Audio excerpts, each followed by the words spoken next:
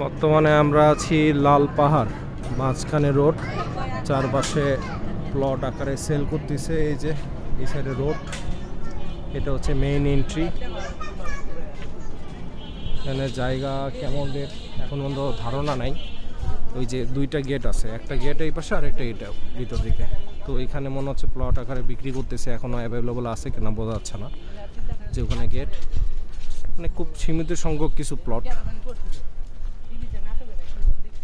আমি একটু এই যে এটা হচ্ছে দিয়াখালি দিকে যাওয়ার দিকে যে বিল্ডিংটা পড়ে আর কি, সেই বিল্ডিংটার ভিতর দিকে হচ্ছে এইটা।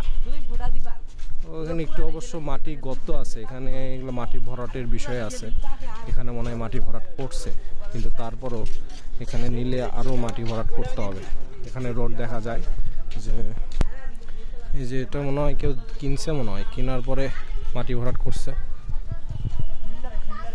লিগ্যাসি লাল পাহাড়, এটা হচ্ছে জায়গার নাম,